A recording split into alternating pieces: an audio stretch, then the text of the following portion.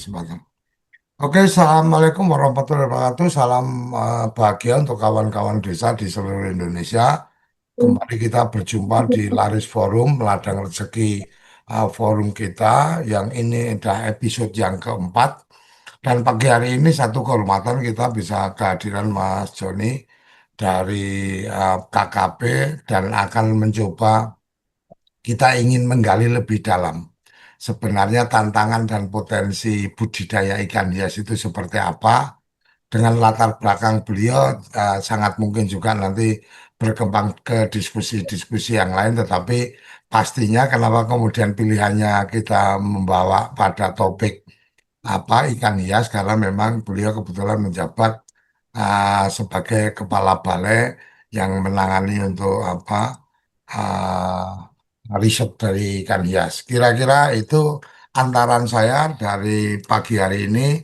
Kita berharap forum ini bisa menjadi forum untuk kita bisa mendapatkan informasi dan inspirasi untuk kemudian bisa mengembangkan bisnis-bisnis yang kita punya. Salah satu yang saya lihat adalah ketika bicara ikan hias, mungkin ketika ada desa-desa yang punya potensi sumber daya air yang yang baik, maka ini menjadi satu ruang peluang bisnis untuk teman-teman di Badan Usaha Milik Desa atau teman-teman di desa yang memang punya potensi pengembangan budidaya ikan. Oke, kita akan segera mulai. Selamat pagi, Mas Yon. Selamat pagi, Pak Moderator. Oke, ini kok gambarnya jadi hilang, gantengnya jadi nggak ada Ada, nih. ya? Habis Mas, ada Mas. Ah, oke, pagi Mas. Terima kasih ini sudah berkenan hadir di forum kita, forum Laris Ladang Rezeki. Jadi memang kita punya mimpi, punya harapan bahwa kita punya forum yang untuk kemudian memperluas peluang, memperbanyak silaturahmi, jaringan, dan kemudian pada akhirnya bisa menambahkan apa ruang-ruang rezeki kita. Kira-kira itu, Mas John silakan berbagi cerita dan saya mungkin tidak akan Mas John sudah memberikan materi presentasi, tapi biar fokus kita langsung berbincang dan nanti materi presentasi akan kita bagikan di grup yang sudah kita siapkan. Monggo Mas John. Baik, Assalamualaikum warahmatullahi wabarakatuh. Waalaikumsalam. Salam sejahtera bagi kita semuanya. Salam laris rezeki. Jadi salam laris rezeki ini kalimat yang sangat positif nih, afirmasi bagi kita semuanya di forum ini. Teman-teman online yang tidak saya sebutkan satu persatu, pagi ini izin saya share tentang bagaimana peluang ikan hias Indonesia untuk menuju Indonesia maju. Mas Suryo bisa share, saya share kayaknya saya nggak bisa, bisa dibantu share Mas, slide-nya Mas. Jadi teman-teman sekalian, memang bicara tentang ikan hias ini, eh, kalau di dalam Kementerian Kelautan dan Perikanan, bahkan mungkin di kegiatan-kegiatan sektor kelautan dan perikanan, memang tidak terlalu besar ya. Karena kalau kita lihat data itu, kira-kira yang terlibat itu sekitar 200.000 ya. Nah, 200.000 pelaku itu yang terdaftar di Kasuka itu sekitar, kalau sebelumnya itu sekitar 12.000, sekarang di tahun 2023 itu sudah sekitar 21.000. Jadi ya naik sekitar 2 kali lipat ya. Nah, kita berharap di 2029 pelaku ikan hias ini bisa menjadi 100%. Jadi menjadi sekitar 50.000 orang ya. Ini kalau kita lihat. Bisa Mas Suryo, bisa di-share Mas. Ya, sebentar. Nah teman-teman sekalian, eh, bicara tentang ikan hias, peluang ini memang kalau kita bicara Indonesia sebagai negara tropis, tadi disinggung-singgung oleh Mas Suryo bahwa Indonesia ini banyak sekali bonus geografisnya. Nah, bonus geografis ini kan baru keluar sekitar 10 tahun terakhir ya. Bagaimana kita bisa mengklaim, karena di perjanjian Nagoya itu kita meratifikasi terkait beberapa hal, yaitu identifikasi, konservasi, kemudian profit sharing, serta bagaimana melindungi kearifan lokal. Jadi negara-negara maju itu wajib ya melakukan memberikan kontribusi ya terhadap negara-negara berkembang. Nah, kalau kita lihat Indonesia sebagai ya tadi saya kenalkan sebagai mega biodiversitas, ikan kita itu ya banyak ya. Kalau dalam definisi ikan itu, kalau kita membayangkan, kalau data fish base itu, kalau dalam definisi namanya ikan itu ya, itu 17.000 lebih kurang ya, karena datanya bisa bermacam-macam. Nah, ini kalau kita membayangkan pulau, kita memiliki 17.508 pulau. Kalau satu pulau, satu ikan, artinya kan agak relevan ya, atau berbanding ya, betul bahwa bisa lebih kurang ikan kita sekitar 17 ribuan. Kalau satu pulau, satu ikan. Ini bayangannya secara sederhana.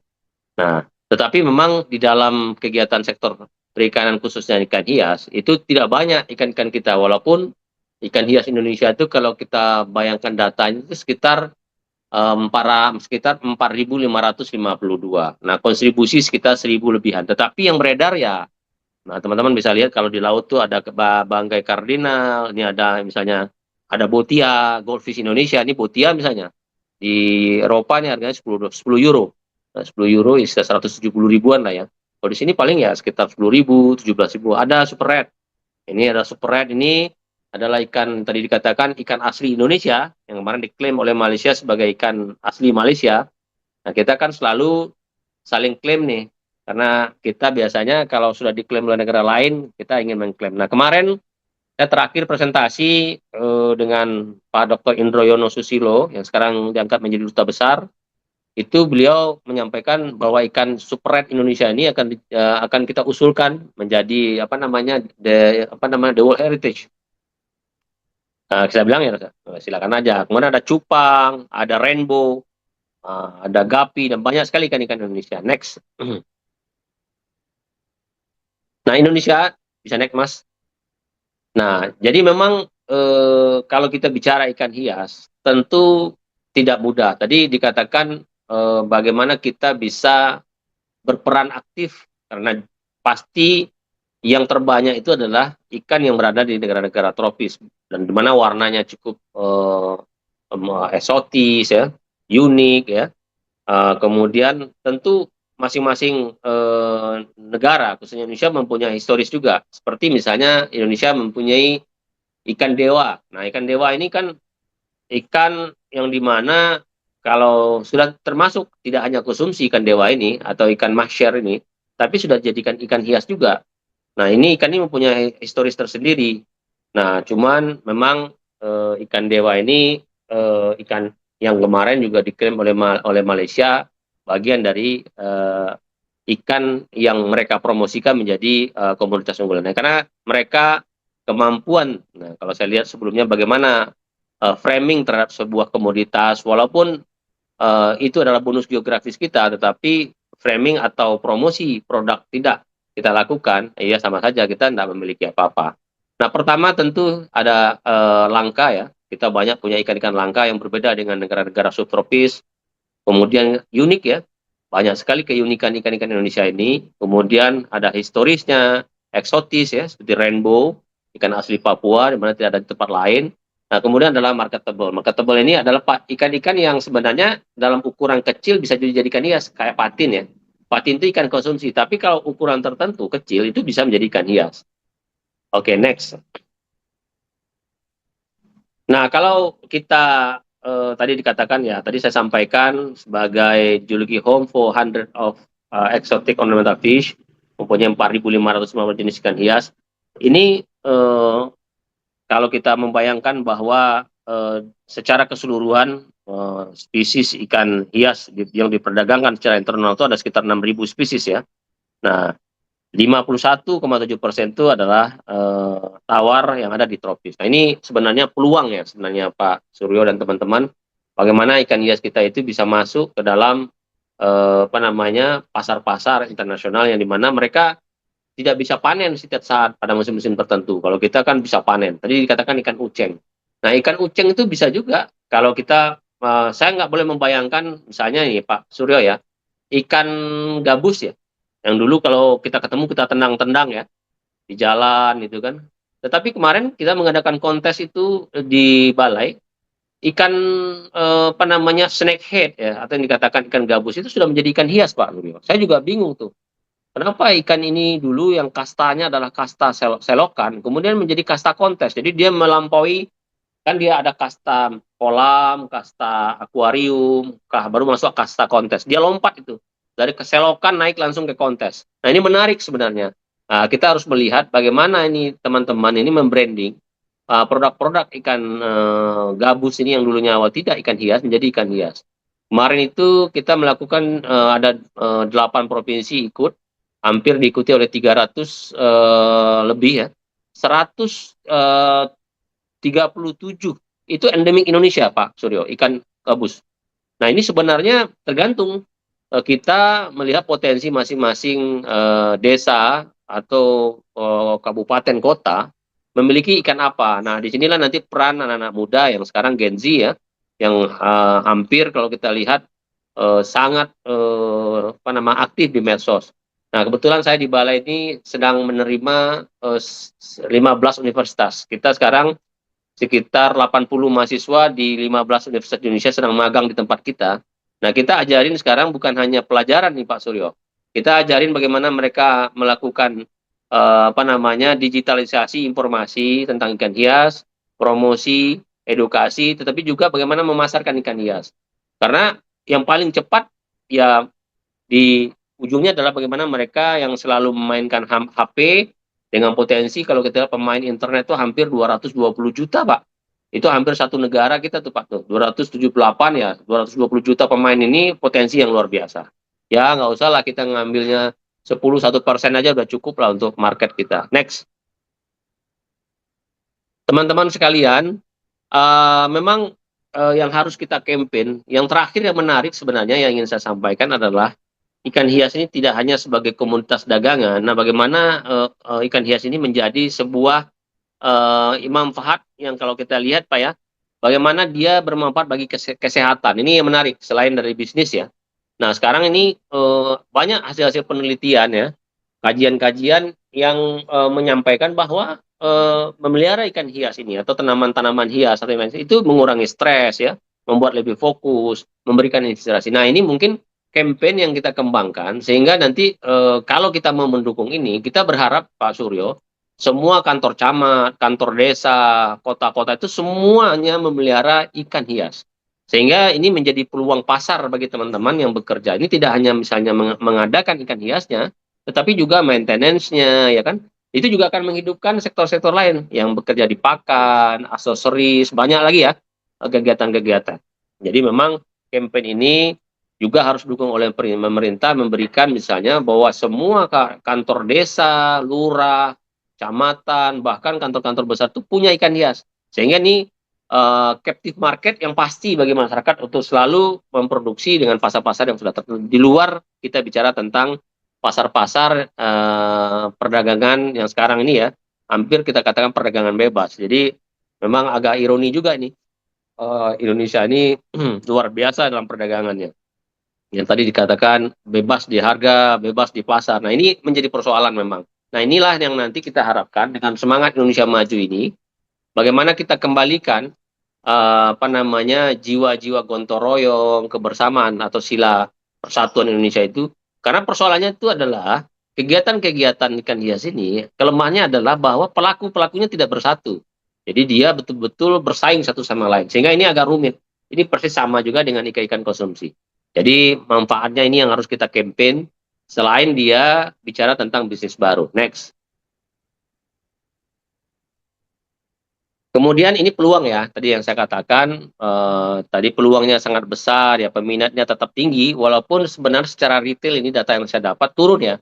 Tetapi walaupun turun, tetapi kan ikan hias ini menarik, tetap masih mungkin turun sekitar 30% ya. Kemarin saya cek teman-teman pondok pesantren yang kemarin saya dampingi di Malang, turun.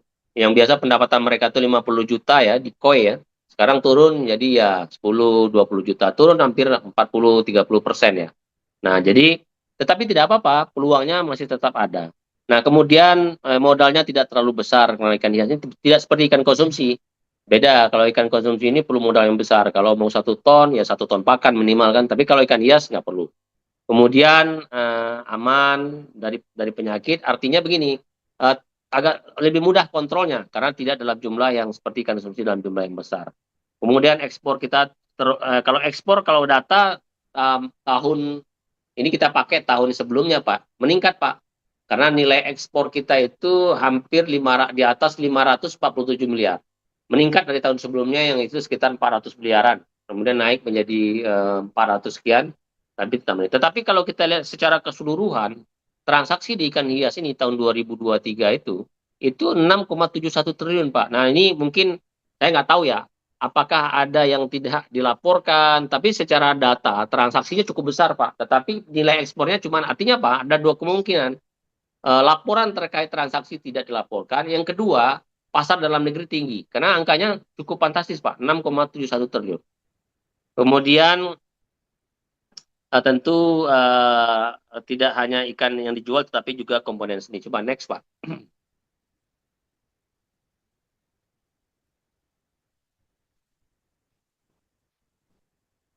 Teman-teman sekalian, kalau kita lihat, ini saya menyampaikan data saja, bahwa kalau kita lihat penghasilan rumah tangga perikanan, ikan hias, ini kalau kita lihat data ini tertinggi, Pak, dari semua sektor-sektor lain. Nah, karena ini kalau kita lihat memang karena harga jual per ekornya tinggi. Jadi kalau ikan konsumsi lele dipelihara misalnya ya, ini dalam konteks, bukan dalam konteks ini ya, kalau pangan tentu harus ikan konsumsi ya, tapi konteks pendapatan ya. Jadi penghasilan rumah tangga masih, Pak, tertinggi, Pak, dibandingkan dengan kegiatan-kegiatan yang lain. Tadi saya katakan kos untuk hanya perlu 1 akuarium, ya, kolam kecil, ini cukup untuk mengembangkan ikan hias. Next. Nah, teman-teman sekalian, berikutnya Pak Suryo.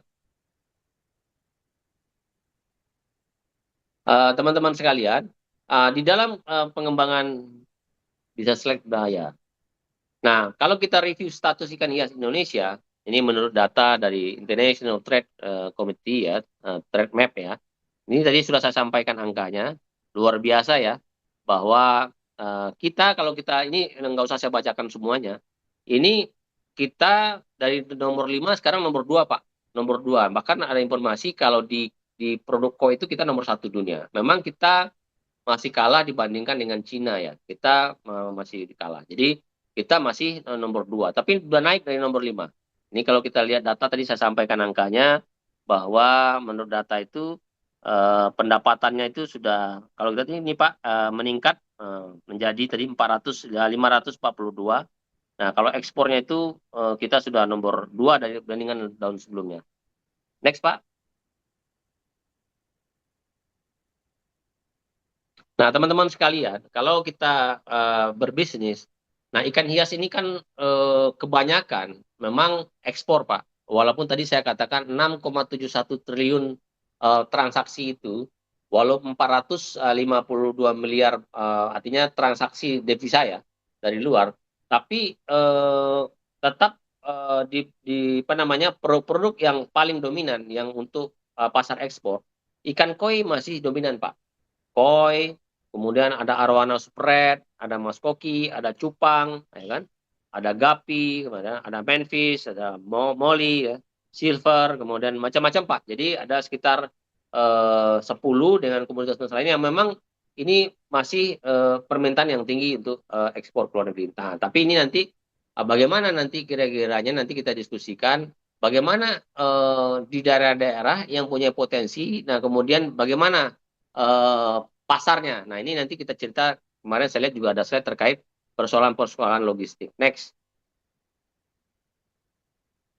Nah, ini adalah para pelaku. Nah, kalau kita lihat pelaku ekonomi perikanan Indonesia ini macam-macam ya. Tadi saya sampaikan itu, bahwa kalau kita lihat di ikan hias, Pak, diperkirakan 21.000 91 orang. Nah, ini tahun 2022. Nah, ini tadi yang saya katakan, ini naik sebelum 2002 sekitar 2018 ya, itu sekitar 12.000. Ini naik 100%. Nah, kita harap dulu juga naik, Pak. Jadi kalau kita lihat pelaku-pelaku, nah memang pelaku-pelaku di sektor perikanan ini, kalau data yang kita miliki itu memang ada pengaruh. Tadi saya sampaikan ke Pak Suryo, ini melakukan kegiatan budidaya ikan hias ini sangat relasinya erat dengan orang. Nah, kalau kita lihat kegiatannya, hampir 95% itu tradisional, Pak. Di mana tingkat pendidikan masyarakat yang terlibat di sektor ini, 83% itu di bawah SMP, Pak. Nah, ini yang memang penting tugas berat dari nanti Laris ini, bagaimana bisa menyampaikan atau mendelivery sistem-sistem yang akan dibentuk, terutama ekosistem. Karena ekosistem ini tergantung dengan orang. Nah, ini yang agak harus effort yang harus serius dilakukan oleh teman-teman Laris, sehingga nanti kelompok-kelompok yang dibangun di desa-desa, di kecamatan, provinsi, itu betul-betul menjadi pelaku-pelaku yang profesional. Nah, karena pengalaman saya membangun ekosistem ikan hias, bahkan ikan konsumsi ini tidak mudah, karena ini sangat terkait dengan apa namanya perilaku ya perilaku. Kalau kita lihat para pelaku perikanan itu kalau budidaya jago, benih jago. Nah persoalannya mereka tuh ada pada pasar dan bagaimana bisa mendapat kepastian harga. Nah ini relasinya dengan tadi yang saya katakan bagaimana kekompakan atau kekuatan kelompok itu bisa dibangun. Tadi dikatakan misalnya ada koperasi merah putih, bagaimana tidak dalam bentuk apa namanya kalau bisa multi pihak. Nah multi pihak ini menarik karena keputusan tidak diambil oleh orang per orang. Kalau bisnis kan nggak bisa ya. Nah, bisnis harus bisnis. Nah ini menarik sehingga nanti memang tugas dari Laris ini bagaimana memastikan para pelaku ini kan mengerti bisnis. Karena kan hampir rata-rata itu bisnisnya mereka tuh mengerti, cuman taunya harga. Tapi standarisasi, ya, logistik, manajemen keuangan, kemudian juga bagaimana misalnya melakukan kegiatan-kegiatan apa namanya kalau dalam ikan hias itu menjalin relasi. Nah ini juga menjadi persoalan-persoalan. Next. Nah ini tadi yang saya katakan pelaku yang terbesar. Jadi kalau kita lihat mappingnya, ikan hias ini masih didominasi oleh Jawa Timur. Nah Jawa Timur ini tetap kalau kita lihat koi pasti Blitar. Kemudian kalau Jawa Barat Depok misalnya kalau orang mencari ikan apa namanya neon tetra cari di Depok. Kemudian mencari rainbow harusnya carinya di Bekasi. Nah ini maksud saya Pak Suryo dan teman-teman, bagaimana klaster-klaster ini bisa dibangun, ya mungkin ekonomi berbasis klaster ya, sehingga nanti ada sentra-sentra ikan yang dimana walaupun misalnya Jawa Timur terkenalnya Blitar, kemudian ada Tulung Agung juga di Koi, tetapi ikan-ikan lain juga ada Pak. Jadi misalnya orang cari Koi ke Blitar, tapi ada ikan lain. Di Tulung Agung ada ikan lain. Neon Tetra di Depok, tapi ada Manfish, ada semua. Nah ini mungkin yang perlu dibangun itu mungkin championship Pak. Jadi memang nggak bisa semuanya rata Pak.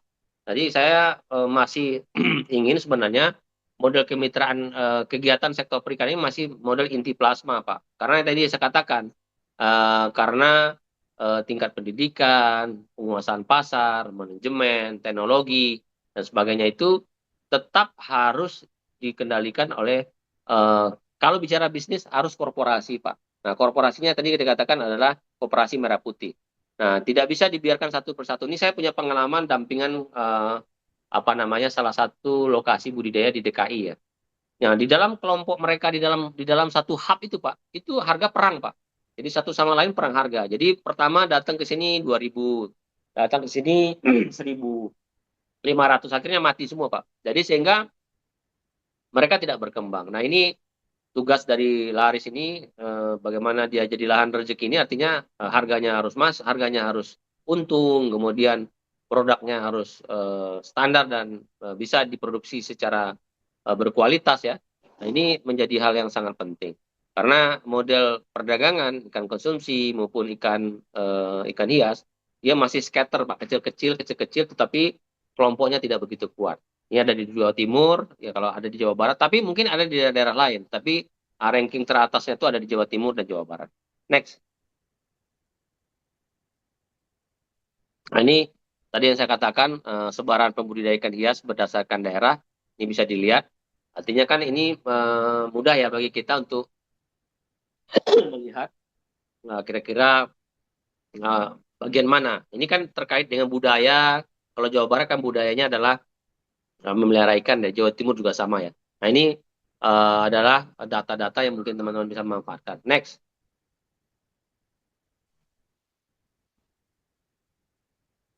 Nah, ini peningkatan ekspor tadi yang saya sampaikan di 2003 ya.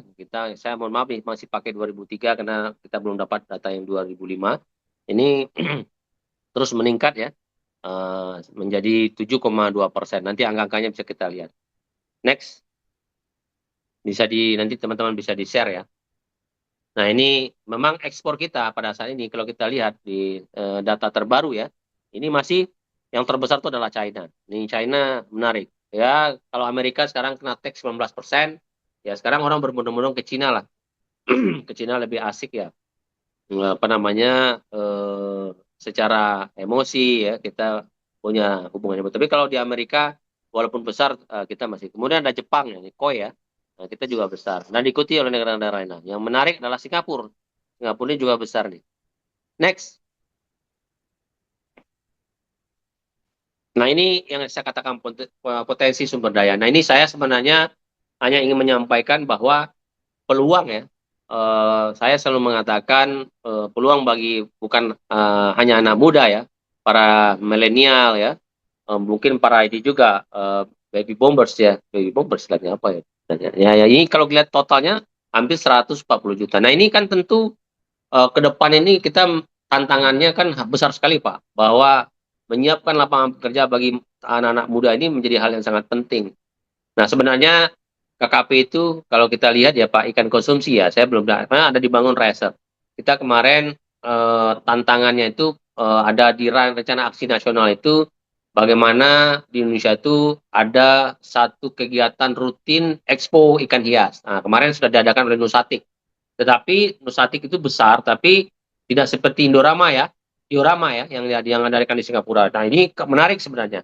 Nah, bagaimana juga sentra-sentra ikan hias ini segera kita bangun. Kemudian regulasi-regulasi disederhanakan. Nah, kalau kita lihat kembali lagi Pak, terkait lapangan pekerjaan. Nah, ini kan kalau kita lihat, kenapa saya katakan bahwa perlu misalnya, next Pak, boleh next. Kita memikirkan anak-anak muda di daerah. Nah, pemetaan ekosistem usaha ikan hias yang menarik bagi generasi milenial dan Z ya Pak ya, bisa berperan dalam usaha budidaya ikan hias. Kalau kita lihat tuh bisa dari hulu ke hilir sebenarnya Pak. Misalnya kalau pada segmen hulu peluang usahanya bekerja pada misalnya bagaimana menjadi penampung ya, broker ya, dropshipper, supplier, mana segmen mainstream ya bisa menjadi peluang juga sebagai terkecil hingga besar ya. Kemudian bagian-bagian hilir bisa juga peluang-peluang pada toko-toko ya. Nah, berlangsung ya, bersentuhan dengan customer ya. Ini bisa baik lokal maupun internasional. Ini bisa bagi anak-anak muda ya mengambil peluang ini. Next. Nah, ini bagaimana strateginya? Nah, membuka akses ya. Ini yang mungkin nanti sebenarnya ada peran pemerintah. Akses-akses ini pengembangan karya ke depan. Kemudian tadi saya katakan Pak, bagaimana menjadi inti bagi beberapa plasma. Nah, kemudian mengembangkan platform digital atau marketplace, menjadi dropshipper atau sewa ekspedisi, menyediakan akses permodalan. Nah, ini kan koperasi nih. Kalau koperasi ini kayaknya semuanya deh, kayaknya sudah selesai sama koperasi merah putih nih. Karena kan ada juga badan usaha desa. Saya rasa koperasi maupun badan usaha desa, saya rasa sudah merangkum ini. Karena kemarin presentasi terakhir yang saya dengan Kani Desa itu, ini kayaknya sudah dirangkum bahwa kegiatan itu bisa dari hulu ke hilir. Next. Nah ini nanti Pak, tadi ini hanya peta saja, nanti bisa dibaca Pak, peta ini bagaimana nanti ekosistem hulu dan hilirnya, dan di bagian-bagian mana saja nanti bisa terlibat teman-teman dalam apa namanya, mulai daripada sebagai apa namanya trader ya, kemudian bagaimana aksi-aksi yang harus dikembangkan. Saya rasa next Pak, nanti kita diskusi saja. Nah ini tadi saya katakan potensi yang awal, bagaimana dari 21 menjadi 56.000 ke depan di tahun 2029 untuk Indonesia maju. Demikian ya dari saya. Assalamualaikum warahmatullahi wabarakatuh.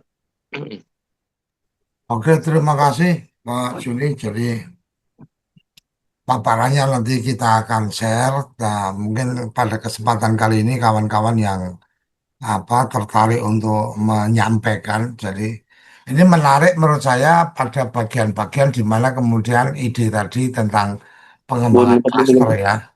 Pengembangan klaster ini menurut saya menjadi sesuatu yang menarik. Artinya ini tantangan berikutnya ini. Saya berharap bahwa mungkin Pak John bisa tidak keberatan kalau nanti kemudian teman-teman yang bergabung di sini ternyata di wilayahnya ini punya potensi untuk mengembangkan, nanti kita bikin grup khusus dari teman-teman laris ikan hias, jadi bisa konsultasi, bisa berbagi informasi mungkin, oh kami punya kebutuhan ini kira-kira harus berhubungan kemana dan seterusnya.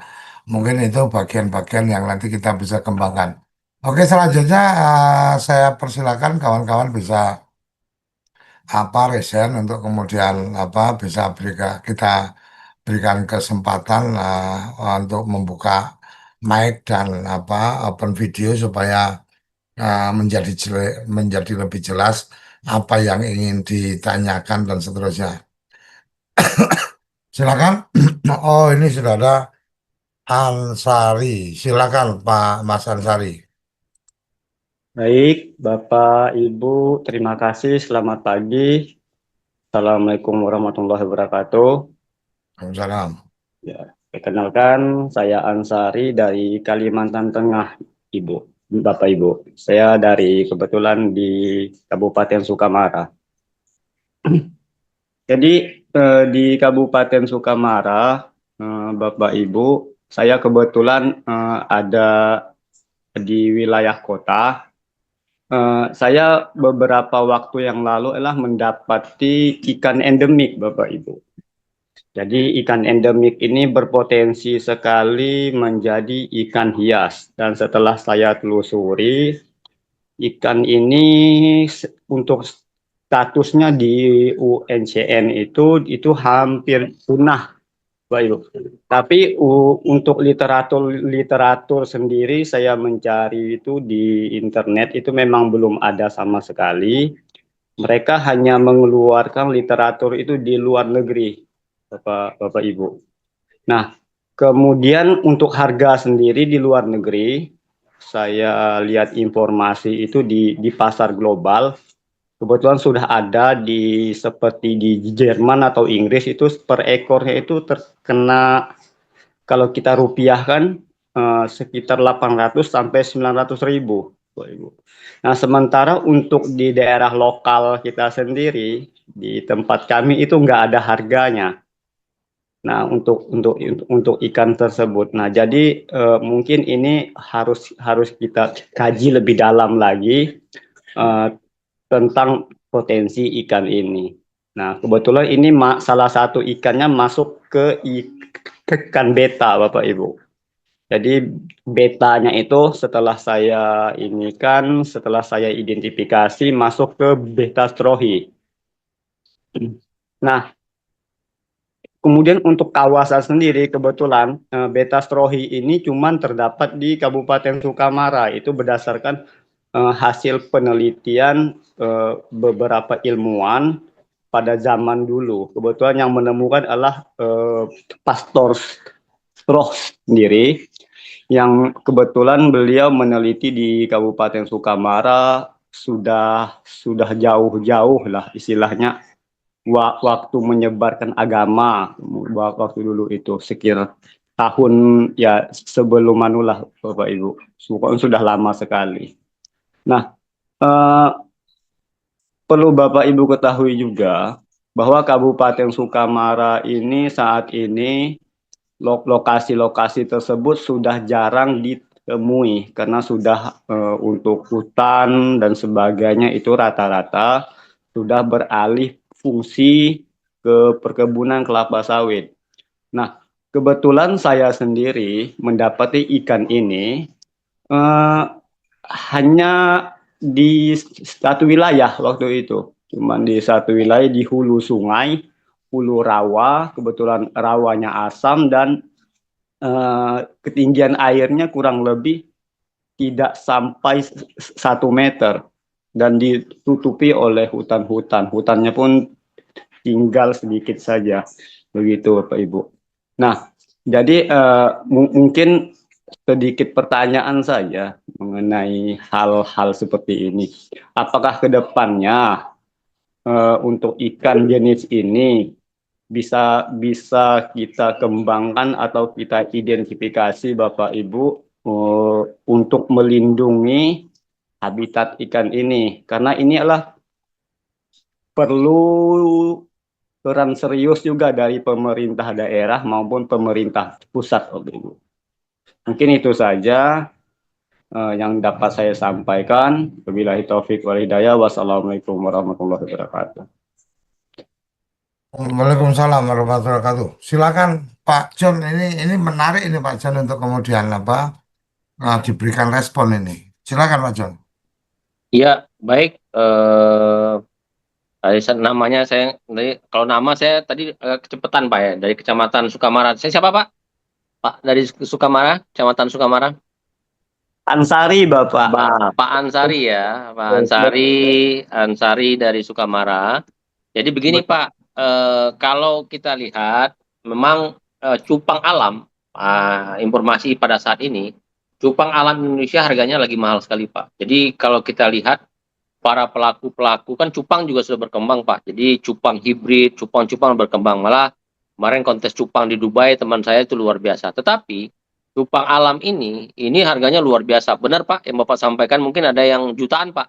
Bukannya 800.000 cupang. Jadi memang sekarang ini kalau Bapak lihat ya, para hunter-hunter dari luar negeri itu datang ke Indonesia untuk mencari cupang-cupang nih Pak, beta ini. Karena memang harganya mahal ya. Karena diperlukan effort. Apalagi dia menjadi ikan endemik. Kalau kita lihat harga di lokal sebenarnya bisa mahal juga Pak. Makanya nanti kan kalau bisa Pak, kebetulan saya punya namanya Pak Mul ya. Salah satu hunter Indonesia yang ada di Sumatera Barat itu hampir berbulan-bulan, bahkan tahunan Pak ya. Itu ke daerah-daerah Pak untuk menghunting cupang alam ini atau beta yang Bapak sebutkan ini. Nah, tapi banyak juga orang-orang asing, orang Thailand ya, orang-orang yang tadi Bapak katakan itu mencari ikan-ikan ini untuk dikembangbiakkan. Nah, kalau kita lihat tadi Bapak katakan apakah ini bisa dikembangkan? Pasti bisa, Pak. Karena ini sudah dikembangkan oleh teman-teman yang agak lebih mudah daripada ikan-ikan liar, Pak. Karena ini ikan jenisnya yang tidak bergerak, kan dia di rawa, Pak. Tidak seperti ikan-ikan yang bergerak misalnya kayak uceng ya. Uceng itu kan dia bergerak dari aktif ya, dari hulu sungai naik ke atas segera. Kalau ini agak lebih mudah. Jadi benar Pak, saya rasa ini perlu pertama mungkin tahapannya adalah nanti Bapak bisa saya hubungkan dengan teman-teman yang pelaku kolektor ya ikan-ikan cupang alam ini supaya Bapak bisa mengetahui. Kalau kita lihat di Brazil ya Pak, sudah Pak Ansari ya. Sekarang itu kalau orang mau nangkap diskus Pak, di indukan diskus. Sekarang di Brazil itu antrian Pak. Jadi nggak kayak di Indonesia orang sebebas-bebasnya. Yang negara memang luar biasa sebebas-bebasnya. Kalau di Brazil itu Pak, kalau mau ngambil diskus indukan, itu antrian Pak, dikasih kota. Jadi nggak semua orang bisa masuk sehingga harga barangnya itu betul-betul premium. Lu kalau ngambil sumber daya kita antri. Jadi dibikin nggak seperti sekarang Pak. Kalau nggak bisa sama Pak Antasari, saya pergi ke Pak Suryo. Kalau nggak bisa ke Pak Suryo, pokoknya barangnya harus diambil sebanyak-banyak. Nah ini persoalan di kita. Nah sehingga nanti benar Pak, harus ada intervensi misalnya peraturan desa ya. Saya rasa nih peraturan desa sekarang agak lebih kuat ya. Perdes, apakah peraturan daerah atau mungkin bisa kalau permen terlalu jauh ya artinya agak ribet ya. Peraturan desa saja Pak. Menjadikan kawasan itu adalah kawasan lindung di mana setiap orang yang mengambilnya itu harus izin. Seperti misalnya tentang lubuk larangan, Pak. Nah, sebenarnya menarik. Nah, ini terkait dengan budaya dan orang-orang, Pak. Bagaimana melindungi ini secara kearifan lokal saja. Jadi tidak perlu sebenarnya intervensi terlalu jauh ke pusat, cukup orang-orang daerah. Kalau seperti tadi Pak Ansari sudah mengerti bahwa harganya 800.000, ya sudah Pak. Nanti bersama teman-teman bikin kelompok lindungi. saya yakin betul di Kalimantan tuh banyak betul jenis ikan-ikan beta ini yang unik-unik, yang dimana nanti Pak tentu dibantu oleh anak-anak muda untuk brandingnya melalui medsos. Karena medsos itu sangat penting untuk agar kita bisa ngedrive pasar. Saya rasa itu sih dari saya Pak. Nanti pertama kalau Bapak perlu nanti saya akan sampaikan ke teman saya bahwa di Kalimantan Tengah ada ikan endemik, tapi mungkin kalau mau datang, Bapak harus pastikan berapa banyak yang endemik di situ, sehingga dia datang nggak rugi juga kan. Nah, yang kedua, tentu ada kepastian apa namanya akses daripada ikan-ikan itu, misalnya Bapak bikin apakah akan dieksploitasi semuanya atau bagaimana harus dibuat aturan-aturannya Pak, sehingga ikan ini tetap harus ada di situ sehingga ini menjadi pendapatan bagi masyarakat setempat. Saya rasa sih itu saya dari saya Pak, saya rasa menarik ya karena cupang alam ini endemik ini luar biasa ya. Nah, tergantung bagaimana kita melihat peluangnya. Kalau nanti mitra nanti mudah-mudahan saya kasih kontaknya bisa dikontak teman-teman Kalimantan Tengah atau Kecamatan Sukamara kepada mitra ikan hias kita yang memang hunter daripada ikan beta. Demikian kali-kali Pak Suri. Oke, terima kasih. Silakan, Tatang, langsung open mic. Halo, Assalamualaikum. Assalamualaikum. Salam. Selamat pagi, Pak D. Selamat pagi, Bapak narasumber. Izin perkenalkan, nama saya Tatang Nurdian dari Kabupaten Sanggau, Provinsi Kalimantan Barat. Menarik juga Pak presentasinya tadi. Boleh Di liatin sini foto nggak Pak? Biar kita kenal. Nanti saya nggak bayangin wajahnya gitu. Kan kalau lihat wajah kita, wah Pak Tatang tuh, nah itu loh. Ingat nggak orangnya berkumis gitu kan? Nah, oh nggak ya, bayang-bayang nih. sebentar Pak, saya lagi di luar nih Pak. Oh Jadi ya ya ya, oke oke oke. oke. Siap siap siap. Nah, jadi gini Pak,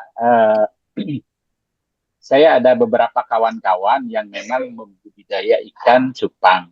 Ada juga budidaya ikan arwana. Karena arwana ini kan memang dari Sungai Kapuas yang ada di wilayah kami.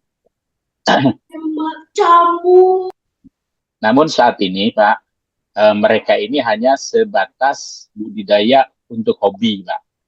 Nah, karena kami budidayanya ini kan lokal. Jadi kami tidak tahu pasar dan aksesnya juga tidak punya, sehingga kami hanya sekedar hobi. Tapi dalam hobi ini kami bisa menghasilkan juga sih. Tetapi hanya Kalimantan mana Pak? Maaf, Kalimantan Kalimantan mana Pak? Kalimantan Barat, Pak. Barat, nama daerahnya? Kabupaten Sanggau, Oh, Provinsi Kalimantan Barat. oke. Ya, jadi kami hanya menjual ke sama-sama komunitas saja. Misalkan di kecamatan lain ada kawan juga yang sama hobinya komunitas ikan gitu kan. Nah, nanti beli dengan kami bibitnya. Seperti itu, Pak.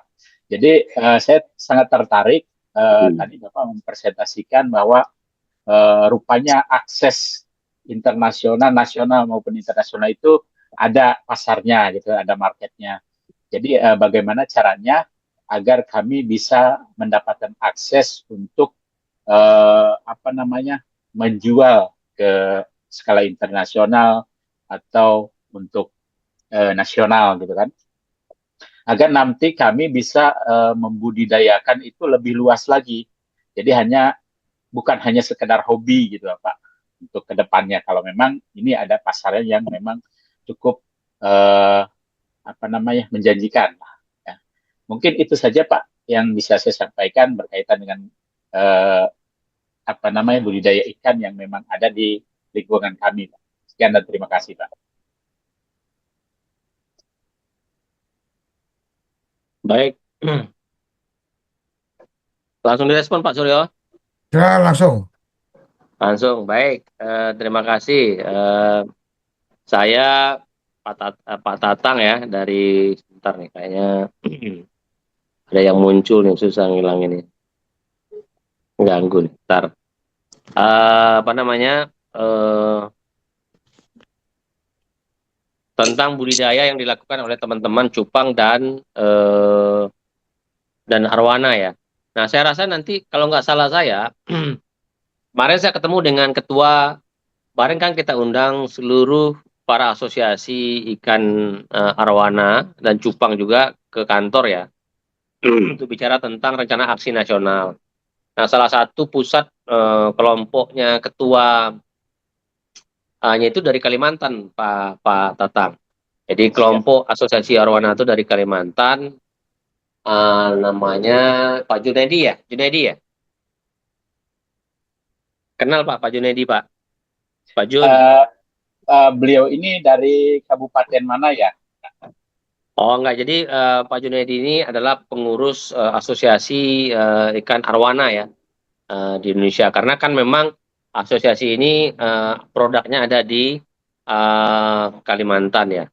Nah, kalau kita tadi menyampaikan bagaimana supaya bisa mendapatkan akses ya, memang arwana ini pada saat ini berbeda karena dengan ikan-ikan yang lain karena dia salah satu ikan yang sudah dilindungi.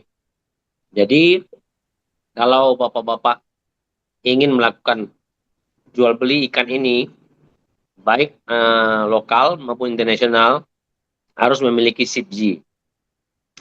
SIPJI itu adalah sebuah izin supaya bapak bisa melakukan perdagangan ikan itu. Itu biasanya diberikan kota oleh Kementerian Kelautan dan Perikanan.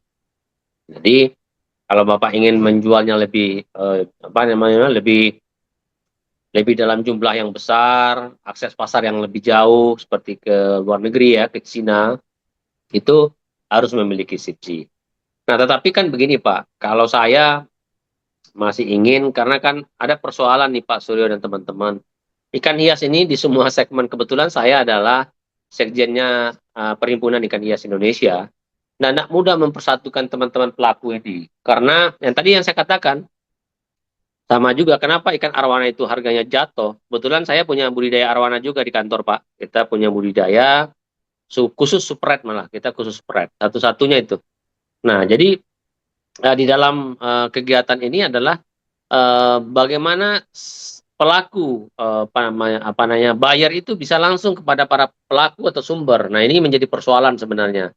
Makanya lembaga atau wadah atau mungkin badan usaha itu menjadi sangat penting sehingga bisa dikontrol jenis produknya, kualitas produknya, harga produknya, bahkan jumlahnya bisa kita kontrol. Nah, kalau ini enggak, ini akan tetap menjadi persoalan, tidak akan mendapatkan harga dan pasar yang pasti. Karena modelnya memang harus mekanisme bisa eksportir nih. Bapak Tatang harus berteman dengan eksportir. Nah, tinggal kekuatan grupnya Pak Tatang dari kelompok Pak Tatang ini, berapa negosiasi terkait harganya. Tetap Pak Tatang tidak bisa melakukan ekspor kalau terkait adalah ikan arwana. Tetap harus melalui teman-teman korporasi yang mempunyai SIPJI. Nah, tentu saya nggak tahu juga ya, teman-teman itu yang pasti kalau SIPJI itu kan syaratnya harus punya kolam ya, harus punya indukannya dari mana, apakah ini hasil budidaya, kemudian jumlah produksinya berapa, nah baru nanti mengusulkan izin. Ini agak sedikit rigid ya. Nah, tetapi tidak apa-apa kalau kita sebagai kelompok-kelompok pengumpul ya, atau pelaku-pelaku kecil, tetap Pak, kalau saran saya nanti mungkin Pak Suryo, penguatannya apakah nanti di Koperasi Merah Putih atau Bumdes, tetap harus menjadi sebuah kelompok Pak, ini yang saya dorong terus. Kalau berdagang free trade itu, waduh Pak nggak ketemu. Sehingga sekarang ini kan seperti yang terjadi di Arwana ini kan semua orang Cina itu bisa langsung ke pembeli Pak. Sehingga para eksportir juga ngeluh. Sehingga ketika eksportir ngeluh, kemudian SIPJI dikunci, nah teman-teman nggak bisa jualan, harga jatuh sejatuh-jatuhnya. Jadi ini terjadi perang di antara kita. Nah, ini sebenarnya bagaimana lembaga ini bisa melakukan pendekatan dan negosiasi antara misalnya inti dengan plasma ini bisa bareng-bareng menentukan harga, jumlah, serta keuntungan yang harus disepakati sehingga semuanya bisa berjalan terus-menerus. Nah, kalau terkait cupang, saya rasa nggak ada masalah Pak, karena belum ada regulasi. Tapi nanti tentu cupang ini sebanyak apapun cupang yang Bapak miliki, tentu tetap juga Pak, kalau targetnya adalah angka yang besar, tentu harus bermain di ekspor. Nah, di ekspor itu Bapak harus bergabung dengan teman-teman asosiasi cupang. Tidak ada pilihan lain. Nah, kecuali nanti Bapak, kebetulan saya kemarin mengundang namanya JBG, itu adalah namanya Pak Joti ya, mempunyai perusahaan apa namanya shipping, apa bukan, perusahaan logistik, mengirimkan. Dia sudah dapat izin ekspor kemarin 31 negara, sekarang 51 negara. Nah, mungkin Bapak nanti bisa registrasi, nanti saya kasih info. Kalau mau dagang, bisa ekspor melalui beliau. Tapi tetap kalau boleh, saran saya, jangan perorangan. Harus dalam bentuk kelompok, karena dalam terkait dengan standarisasi, kemudian jumlah dan kualitas ya. Saya rasa itu sih dari saya, Pak, karena apa namanya, persoalan-persoalan yang selalu dihadapi oleh teman-teman dari dulu sampai sekarang itu masih hal-hal yang seperti ini juga. Makasih. Oke, terima kasih. Silakan kalau masih ada yang ingin menyampaikan ini, yang sudah open mic ini, Kemat Pakuan, ada yang ingin disampaikan atau kepencet? Ya, Silakan. mohon izin, Silakan. ya, mohon izin, kenalkan saya Pak Kemat, Pakuan Waikanan, Lampung, Ya, ujung, ya. Mohon izin saya tanya ini, kebetulan ini sangat bagus dan tertarik. Cuma yang jadi permasalahan di tempat kami nih Pak, mohon izin, tentang masalah ikan hias, ini marketnya betul kayak teman tadi, ini cuma untuk sekedar hiburan atau sekedar hobi. Jadi kami minta petunjuk arahan supaya bisa untuk market kami lah di kampung kami jadi ikon. Setidak-tidaknya kami memasarkan, kami tidak bingung lagi. Ini kan mau dijual kemana, gitu loh. Karena selama ini kami ini di kampung kebingungan, gitu loh. Karena tempat kami ini kan di kampung, bukan di kota. Jadi kami mau buka usaha, tapi bingung. Ini mau dikirim kemana? Kalau jumlahnya banyak, kan gitu loh.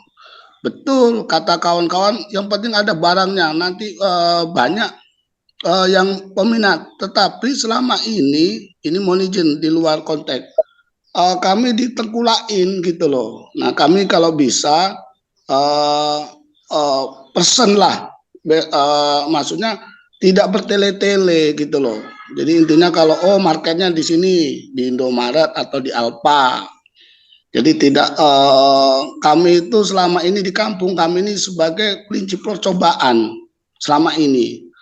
Jadi selama ini kami disuguhi, dicekoi dengan beberapa item.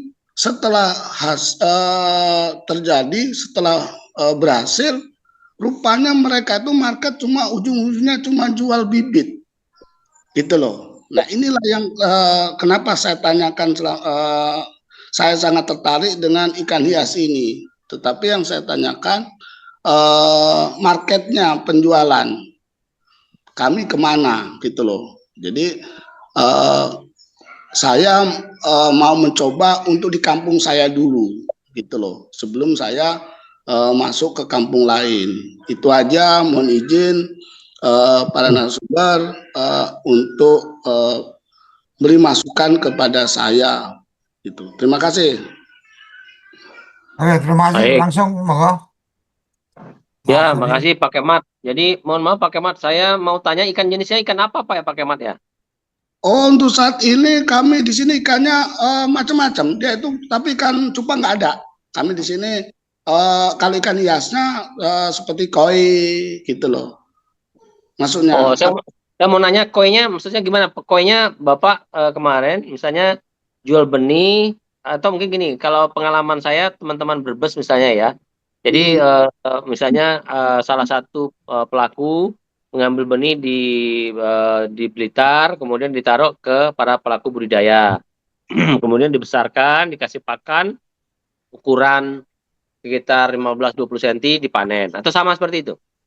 Enggak Pak, jadi kami itu di sini yang di tempat kami, saya nggak cerita tempat orang lain lah. Tempat kami ini dia skala kecil, maksudnya kami membeli itu cuma sekedar hiburan aja gitu loh. Maksudnya beli cuma 4 ekor, 3 ekor. Nah, Ya, tapi Pak Kemal, jadi Pak Kemat ini yang dimaksudkan bahwa kalau kemudian ada agenda budidaya yang sekarang sudah berjalan itu seperti apa? Artinya kalau cuma untuk peliharaan apa masing-masing artinya tidak dalam konteks budidaya kan ceritanya akan berbeda. Maksudnya yang di wilayah Bapak itu yang sekarang sudah ada yang tadi disampaikan ini agendanya cuma pada jualan bibit dan seterusnya. Itu apakah memang ada mereka melakukan budidaya atau memang kemudian akhirnya memang warga hanya sekedar pelihara-pelihara aja atau gimana gitu loh. Ya, betul Pak. Kami ada kemarin beberapa orang masuk, itu beberapa. Tapi setelah itu jong gitu loh. Setelah beberapa masuk menawarkan ikan koi itu dulu. Setelah itu ya Oke. sudah. Heeh, Oke, itu. jadi pada prinsipnya bahwa kalau memang kemudian ada ruang bisnisnya, mungkin Pak Joni bisa berbagi cerita mestinya seperti apa sih kalau kemudian teman-teman akan mencoba itu. Karena ini Ya, dengan keterbatasan informasi, dan mohon maaf ini kawan-kawan kan kadang-kadang berpikirnya juga pengen untung cepat kan kira-kira seperti itu. Jadi kemudian kebawa pada pola-pola yang kayak tanaman-tanaman yang zaman dulu apa umpama nih apa gelombang cinta atau kemudian apa dan seterusnya betul. kemudian semangat budidaya atau semangat untuk pembenihan tapi habis itu ya memang itu hanya permainan aja Ya, kira-kira betul. kalau untuk ikan hias ini alurnya yang harus apa yang harus ditempuh seperti apa mungkin Pak Ya, Joni bisa memberikan gambaran karena memang menurut saya membangun ekosistem itu bukan hal yang sederhana. Saya sepakat dengan Pak John tadi bahwa ketika kemudian satu wilayah sudah melakukan budidaya, kadang-kadang mereka juga melakukan langkah-langkah yang akhirnya membunuh dirinya sendiri, saling bersaing betul. harga dan seterusnya. Nah, mungkin tahapan memulai mungkin Pak John yang bisa Ya, baik. dibagikan dan ini menurut saya menjadi ilmu yang penting karena salah satu contoh yang saya pernah temukan di satu wilayah di Magelang waktu itu Pak John, yang menarik adalah semua jualan tanaman hias. Tetapi kemudian di antara mereka memang membuat komitmen kesepakatan harga jual. Jadi kalau ada yang menjual di bawah itu, maka semua stok yang ada di seluruh lapak itu harus dibeli oleh orang yang menjual di bawah harga kesepakatan. Ini kan bagian untuk mengikat supaya mereka semua bisa hidup bersama-sama kan kira-kira seperti itu. Moga Ya, Pak Joni. oke, Baik, terima kasih. baik Pak Kemat. Mungkin begini Pak Kemat. Jadi karena Pak Kemat kan posisinya itu eh, di Waikanan Lampung ya. Di Waikanan Lampung ini ada danau kayaknya ya Pak ya? Ada. Ada. Ada Pak. Nah, ada danau ya. Kemudian saya sih saran saja Pak, kalau Bapak mau, tapi jangan budidaya sebenarnya Pak, kan kelemahan kita kan memasukkan ikan hias seperti yang terjadi di waduk-waduk, memasukkan ikan apa namanya sejenis diskus itu habis ikan alam Pak. Nah, saya sih lebih sarankan Bapak kalau Bapak ada waktu eksplorasi ikan-ikan asli Bapak saja Pak, yang seperti yang disampaikan oleh Pak Suryo tadi. Mungkin eksplorasi ikan, kemudian nanti difoto, nanti apakah nanti tadi yang dikatakan oleh Pak teman-teman sebelumnya, nah itu mungkin bisa menjadi komunitas baru dan effortnya nggak terlalu besar Pak. Satu, barangnya sudah ada.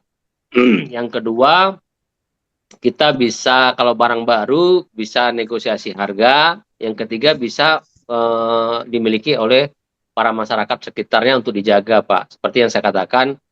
Seperti juga sebenarnya di Kalimantan di Kapuas Hulu ya, saya 2 tahun survei di sekitar kawasan sana itu. Jadi mereka betul-betul Pak, kalau mau nangkap itu berkelompok Pak, ada jadwalnya, bulan terang, bulan ada. Jadi mereka tentukan jadwalnya, tentukan harinya, apa sih, tentu jadwalnya, kemudian juga tentukan jenis-jenis ikan yang boleh diambil, ukuran yang boleh diambil. Ini menarik sebenarnya Pak. Jadi kalau Bapak misalnya masuk ke ikan-ikan yang tadi dikatakan misalnya koi, itu kan harus ada pertimbangan Pak. Koi itu kalau hanya dipelihara 10 ekor sebagai mainan menarik. Tapi kan lebih dari itu kan kos pakannya besar Pak koi itu. Kalau tidak dijual ya. Tapi kalau Bapak mau produksi dalam besar-besaran juga, kalau Bapak tidak punya lahan yang cukup dan pakan yang bagus itu juga tantangan. Tadi saya katakan misalnya kalau Bapak punya kolam tanah yang bagus misalnya ya, nah kemudian orang taruh bibit, kemudian kasih pakan, nanti selisih harga, nanti dia yang ngambil, kemudian Bapak dapat seperti upah pemeliharaan, itu menarik juga. Tapi kalau saran saya, kalau Bapak ingin misalnya, tapi seperti teman-teman yang lain, saya rasa di daerah Waikanan juga ada cupang itu. Nah, bisa juga cari cupang-cupang alam, Pak, yang menarik yang ada di sekitar situ ikan-ikan endemik. Nah, nanti ikan-ikan endemik itulah yang nanti Bapak mulai proses.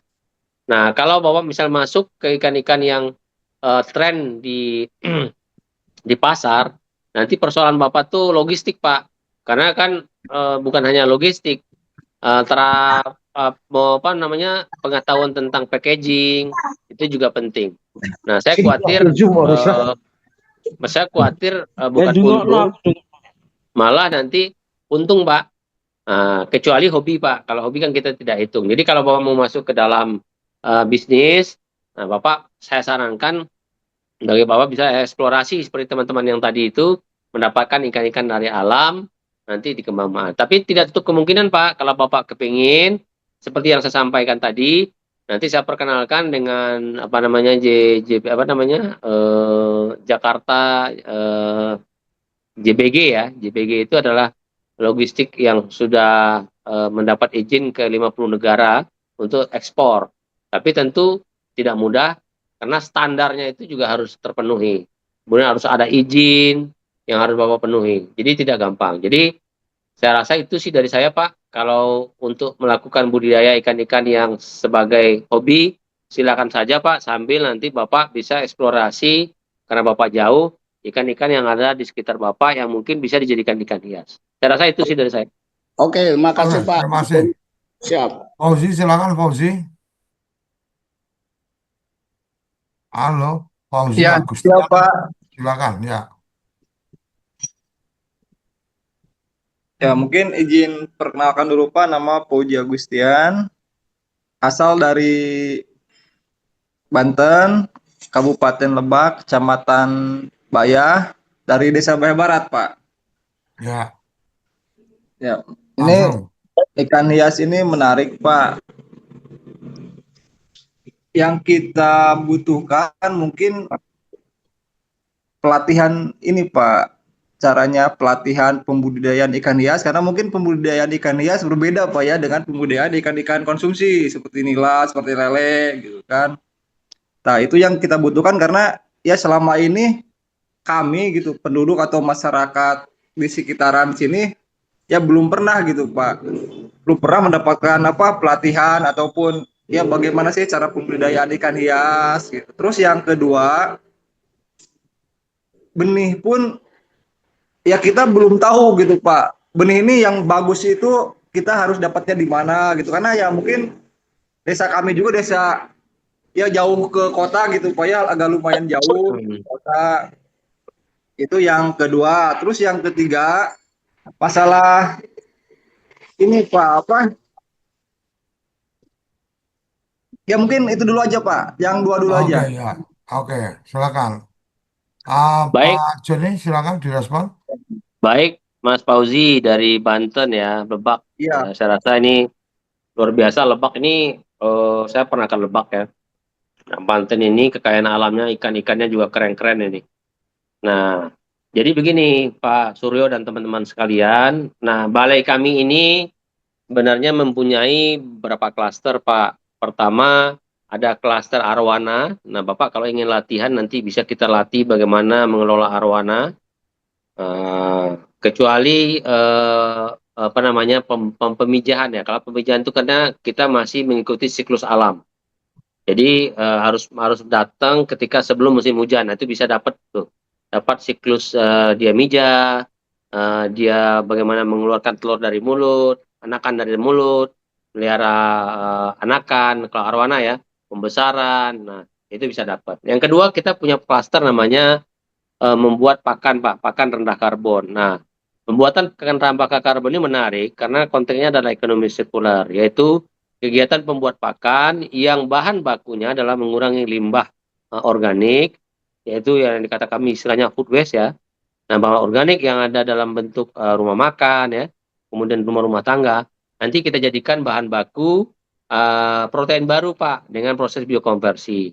Nah, ini bisa nanti Bapak mau melakukan pelatihan, bisa Pak, ini bagus sekali buat desa Pak Suryo, karena kemarin saya mendapat mini plan ini karena dia nanti tidak hanya kegiatan pembuatan pakan, juga menyelesaikan persoalan food waste, juga menghasilkan pupuk, bahkan bisa nanti sebagai apa namanya bahan baku untuk sumber pakan ikan, ayam, ya, kemudian bebek, kebetulan di kantor ada.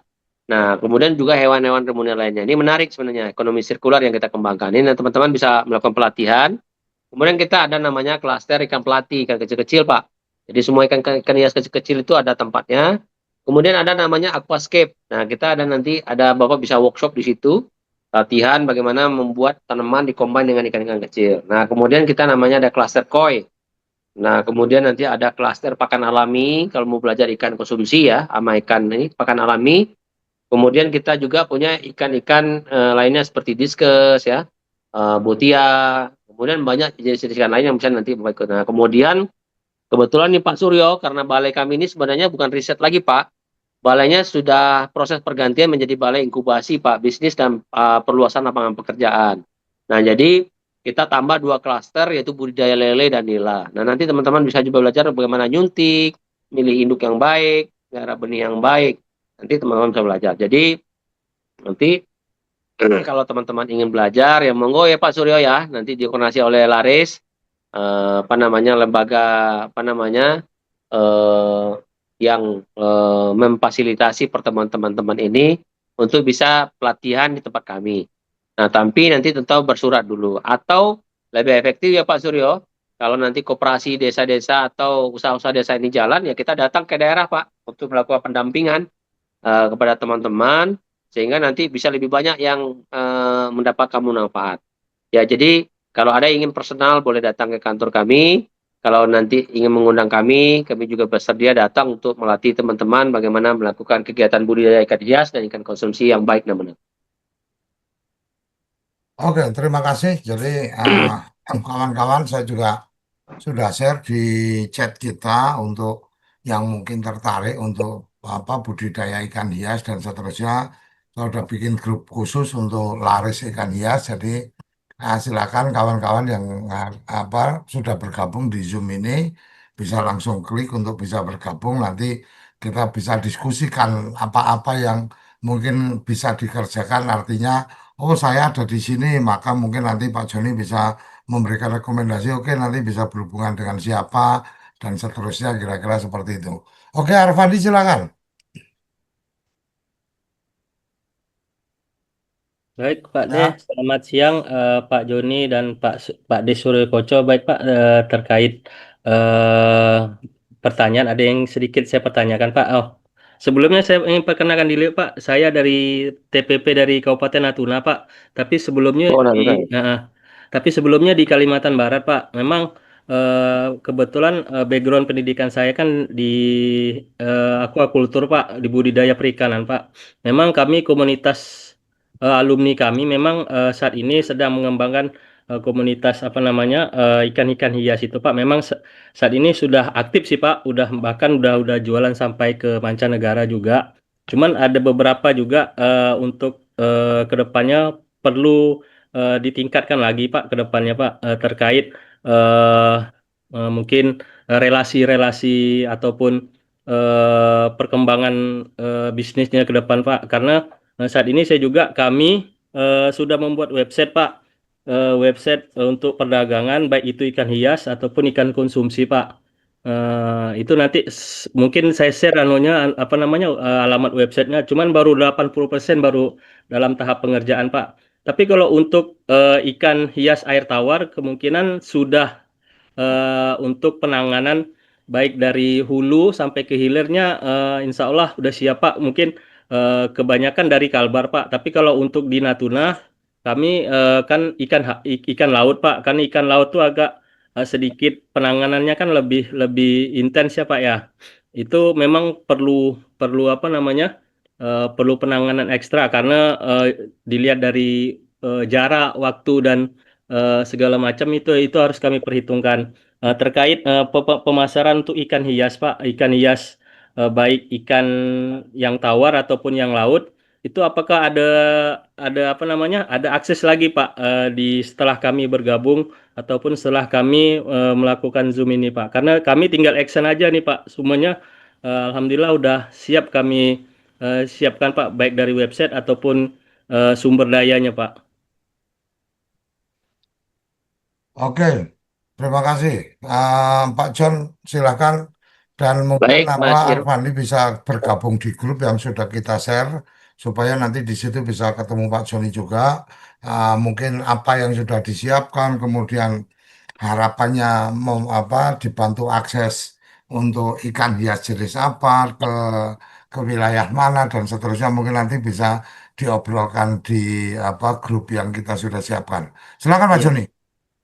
Baik, Mas Arfandi, terima kasih nih Natuna. Saya kenal banyak Robert, Pak Amin, Pak Di Rozal ya, teman-teman di Natuna. Lama juga tuh proyek kita Pak, pulau-pulau terluar Pak.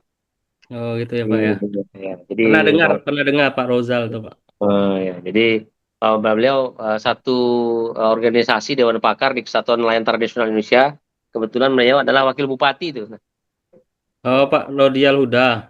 Rodial, sorry. Rodial. Mantan Pak, mantan Ya, sudah Pak. mantan. Kemarin kita sempat membahas Natuna juga dengan Deputi Sapras Pulau-Pulau Terluar. Nah, Ya. jadi begini Mas, jadi pertama kan sudah lebih maju ya, ada apps ya yang sudah dibuat. Nah, kemudian sudah ada, saya nggak tahu jenis ikan-ikannya apa aja Mas, kalau boleh tahu. Kalau untuk ikan hias air tawar kita di Botia, Ringau, Dutch Borneo sama itu Pak, yang super red sama silver Pak, silver Oh, arowana. keren dong. Dutch Borneo itu mahal itu. Iya, Itu kan bukan sudah dilindungi ya? Enggak ya? enggak Pak. Itu tapi Hmm. kita hanya jual di apa ke Jakarta, ke Surabaya itu aja Pak. Itu Gimana? Pak teman Jakarta sih Pak. di Pak Chandra. Mana? Chandra, Amin Chandra. Bukan Pak, itu teman sih Pak, teman-teman alumni saya Pak. Oke, baik. Saya rasa Pak Arpan kan pelaku ya. Jadi kemarin saya baru pertemuan dengan Pak Joti ya. Dengan beberapa kelompok eksportir ya. Artinya teman-teman yang biasa mengirimkan produk-produk ke luar negeri. Nah, jadi mungkin Bapak sudah pernah belum mendengarkan namanya Pak Joti? Kalau untuk itu belum Pak. Nah, nanti saya kasih nanti ada namanya, beliau adalah ekspedisi untuk pengiriman. Nah, di Indonesia masih satu-satunya ya. Ya mungkin ada yang lain tapi kan banyak yang tidak mengekspos diri ya karena mau main sendiri kali ya. Ya. Kalau beliau membuka Pak, kebetulan saya beberapa kali bermitra sama beliau. Mereka membuka peluang bagi teman-teman yang ingin mengirimkan ke luar negeri. Nah, beliau akan membantu karena sudah dapat izin. Pertama 30 negara, sekarang sudah 50 negara. Nanti bisa Mas, karena saya lihat tadi ya seperti ikan dari Borneo tadi, ikannya keren-keren itu. Dutch Borneo itu keren ya, ikan yang mahal itu. Super red ya, tadi ada lagi Botia juga mahal itu. Botia dari Ya. mana Mas Botia? Dari Sumatera kah? Sanggau sama Kapuas Hulu Pak. Oh, berarti warna lain ya. Iya, Dia ada yang Sumatera agak beda ya dengan Kapuas Hulu ya. iya Pak. Hmm. Saya rasa sih kalau nanti Mas kan perlu pertama perlu jaringan yang untuk bisa masuk ke ekspansi ke luar negeri ya Iya, karena selama ini supaya kami masih domestik Pak. domestik nggak apa-apa. Tapi saya juga sarankan nanti saya kasih ini Mas, saya kasih kontak Pak Joti. Nanti saya kasih alamatnya juga bisa berhubungan ya Pak Suryo ya. Tapi kalau boleh Oke, siap. Mas, tadi yang kita sepakati di sini, saya akan begini nih Mas. Kesepakatannya adalah bagaimana Mas juga berjanji nanti membuat plasmanya Mas. Sehingga nanti kalau Mas maju bisa bentuk plasma-plasma juga. Kan hampir semua ikan itu tangkapan alam tuh. Iya, Belum betul Pak. budidaya kan. Tangkapan alam. Iya, Nah, betul. tangkapan alam ini Mas, kalau saran saya juga harus diperkuat di daerah Mas. Supaya seperti yang saya katakan, bagaimana mereka masuk seperti Botia di Jambi itu habis Mas. Itu habis. Dia ambil semua. Jadi kalau boleh tempat-tempat yang masih original, masih ada komunitasnya, kalau boleh dibikin peraturan-peraturan Mas. Sehingga nanti ikannya bisa diambil berdasarkan ukuran Mas. Oh iya. Ukuran ya. Sehingga nanti Mas juga bisa sustain ya. Karena nanti kalau enggak, kalau semua orang bisa mengakses, Mas juga nanti nggak bisa tumbuh dengan baik karena nanti perang harga lagi. Jadi memang kalau saya sih Pak Laris, kegiatan desa ini yang dengan Koperasi Merah Putih ini kalau boleh tidak hanya mengakomodir terkait bagaimana manajemen, bagaimana akses keuangan, teknologi, tapi juga bagaimana mengatur eksplorasi barang-barang khususnya yang tidak budidaya. Nah, sebenarnya kita Pak, balai kita berhasil budidaya satu-satunya. Kita dapat paten waktu kerjasama dengan Perancis, paten Botia pertama di dunia. Nah, tapi sekarang sebenarnya Botia itu sudah bisa dibudidayakan. Kita Iya Pak. berhasil budidaya. Nah, maksud saya mungkin karena Mas aksesnya langsung ke lokasi-lokasi tersebut, paling tidak kalau mau masuk budidaya kan orang males ya, rata-rata ya, karena barangnya ada ya, waktu ngembanginnya susah. Tapi kalau bisa lebih baik, tapi kalau enggak ya itu Mas, saya mohon supaya dibentuk aturan terkait berapa Penangkapan. banyak yang boleh dieksploitasi. Sehingga kan gini Mas, kalau nanti para pelaku lagi tahu itu pasti rame Mas ke sana. Pasti Iya, perang iya. harga lagi. Sama seperti yang Arwana sekarang. Arwana sekarang kan jatuh itu kan gara-gara kita juga. Karena kita memberi akses kepada semua orang datang sehingga kita bunuh diri juga. Jadi termasuk Tiger Dutch itu ikan yang lagi dicari-cari Mas, lagi top itu. Nah, hampir semua yang Mas sebutan itu adalah ikan-ikan yang memang di luar pasar luar negeri lagi dicari-cari. Jadi saya rasa itu Mas nanti bisa saya share ya Pak Suryo ya. Ya, Nanti bisa berhubungan dengan salah satu perusahaan yang bisa pengiriman ikan ke luar negeri. Saya rasa itu sih dari saya. Kalau itu Pak, kami juga kalau untuk penangkapan memang sebagian kami dari tangkapan Pak, tapi memang setelah kami dapat indukan yang banyak, calon-calon indukan yang banyak, kami juga dibudidayakan Pak. Karena kami nampungnya di kampus Pak, Kampus mana Mas? kampus Polnet Pak, Politeknik Eh, Negeri Pontianak. oh Pontianak. Eh, Oh, oke. Politeknik Pak, Pak. oke. Politeknik Pontianak ya. Ya, STM ini di bawah KKP bukan ya? bukan Pak. Oh ini apa ya? Di bawah pemerintah daerah. Iya, kementerian loh Pak, masalah Pak. Politeknik Negeri Pontianak Pak. Kami kan di situ Iya. ada budidaya perikanan juga Pak. Oh Mas ini dari Poltek nih, dosen Poltek. Iya, Polnet Pak. Oh siapa sekarang kepalanya ya?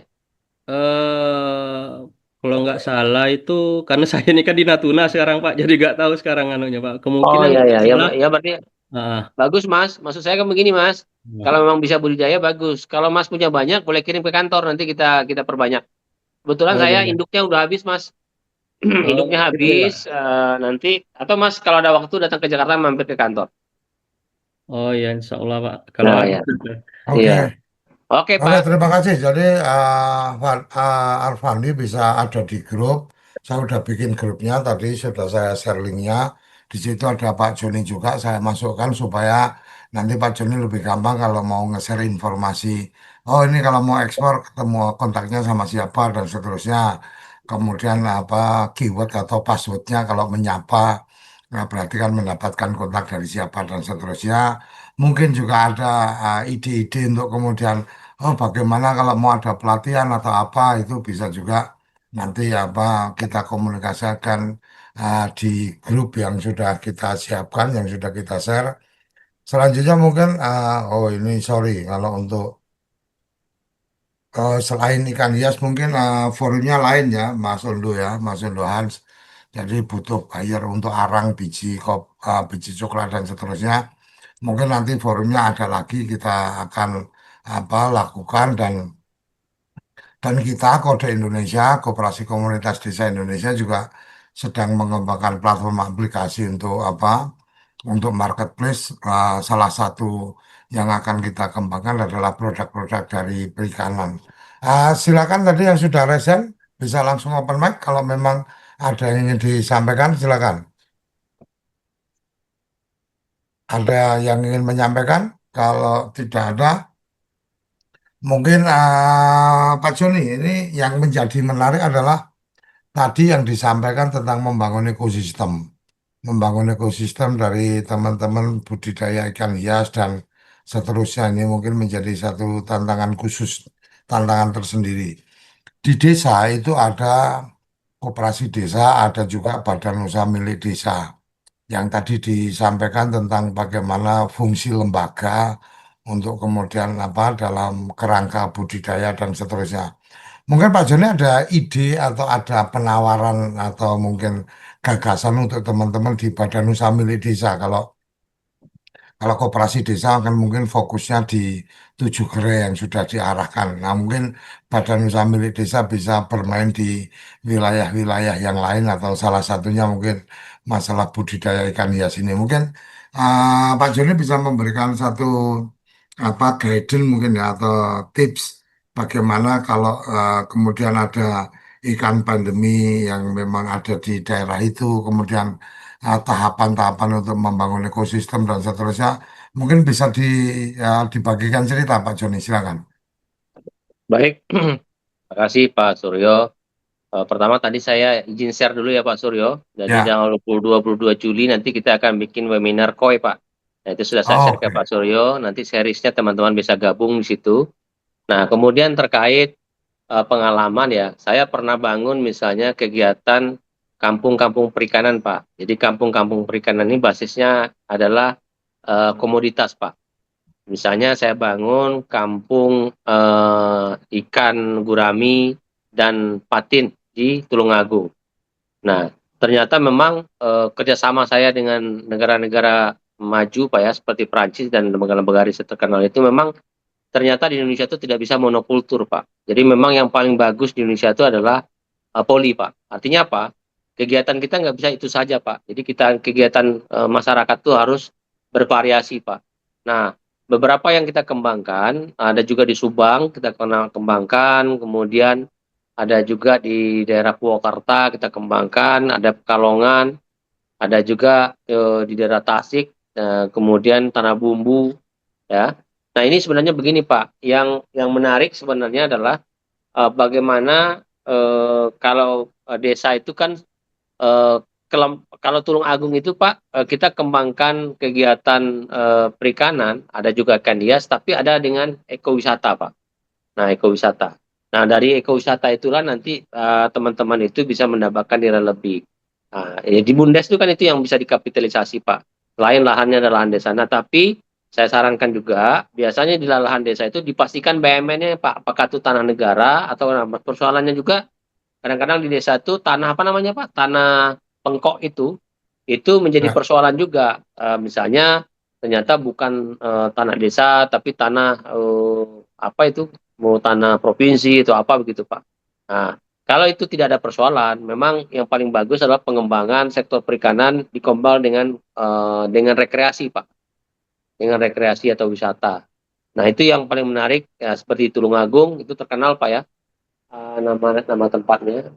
Kalau di pesisir itu ada di Brebes Pak, terkenal juga, ada budidaya juga, tetapi juga ada wisatanya. Nah, cuman saran saya Pak, maupun di desa maupun nanti di koperasi itu bagaimana teman-teman desa itu bisa melibatkan korporasi tetap Pak, yang profesional Pak. Nah, kelemahan di kita itu adalah keberlanjutannya. Setahun untung gede, tahun kedua masih untung, tahun ketiga langsung turun Pak. Karena pengelolanya bukan korporasi Pak. Memang azas kekeluargaan ini bagus kalau dia tidak berorientasi bisnis Pak. Tapi kalau berorientasi bisnis harus lembaga bisnis Pak. Jadi saran saya sih Pak, memang kalau membentuk ekosistemnya itu inti plasmanya harus ada korporasi Pak masuk ke dalamnya. Dilibatkan Pak. Nanti tentu bagaimana sharingnya Pak. Atau mungkin atau istilahnya apa ya, avalis ya. Avalis memastikan itu Pak, keberlanjutan usaha. Karena kita tahu persis bahwa di desa itu satu, kepala desa itu tidak akan menjadi kepala desa selamanya. Yang kedua, pendapat semua masyarakat itu harus diakomodir oleh kepala desa. Nah, kalau tidak ada bisnisnya dikelola oleh korporasi, Pak, itu langsung lewat, Pak. Ganti kepala desa, dia akan, misalnya, passionnya ini bagus. Setelah dia nggak ada lagi, ya nanti turun. Atau diganggu, turun lagi. Tapi kalau korporasi bisa masuk, Pak, tetap aja, Pak. Misalnya, sahamnya bisa aja 20-80, ya, Pak, ya.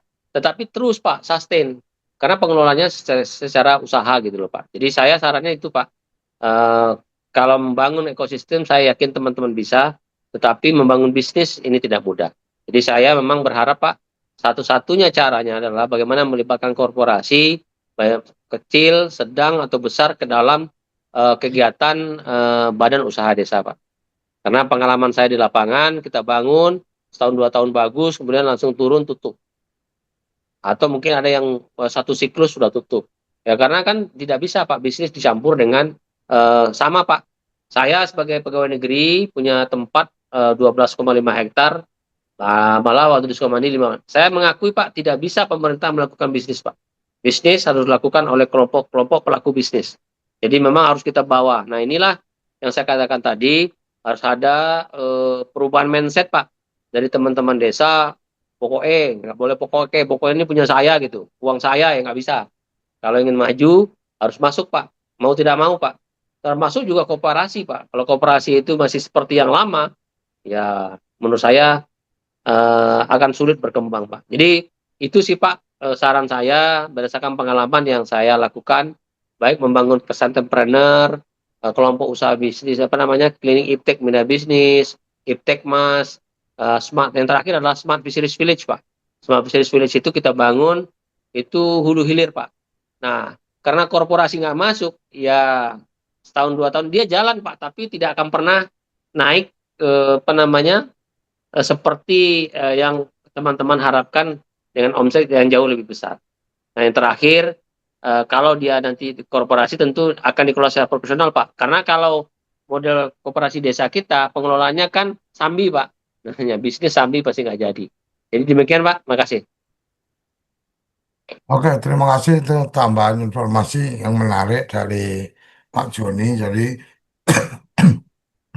memang menjadi bagian yang menarik ketika bicara ada peluang bisnis ketika bicara tentang apa budidaya ikan hias. Ada beberapa pertanyaan mungkin yang kemudian menyangkut tentang bagaimana di tempat kami bisa mengembangkan dan seterusnya.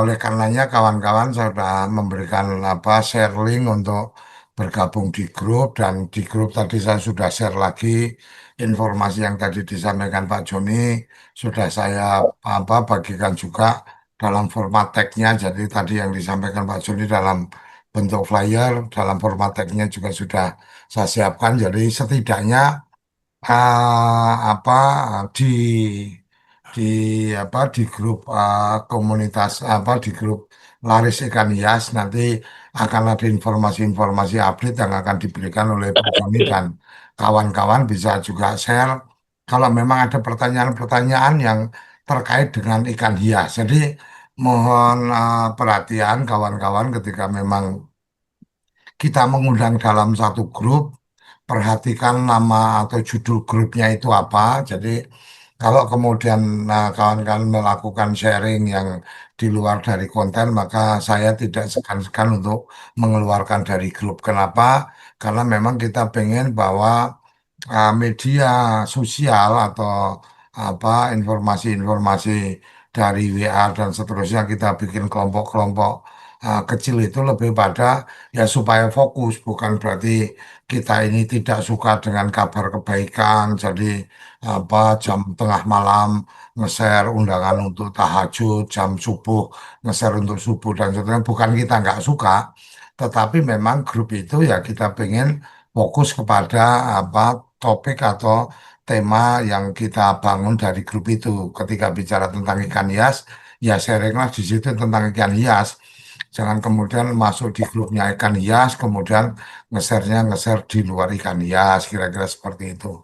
Jadi mungkin itu kawan-kawan menarik pertemuan pada pagi hari ini. Tidak terasa kita sudah sampai di 90 menit kita berbincang dan ternyata asik juga. Dan semoga nanti apa Pak Joni juga bisa meluangkan waktu berikutnya untuk bicara tentang budidaya ikan konsumsi karena memang ada beberapa yang kemudian menyampaikan wah ikan hias wah tidak sesuai kebutuhan kita dan seterusnya ya nanti kita atur mungkin minggu depan nanti ketemu Pak Joni lagi kita bicara tentang ikan konsumsi.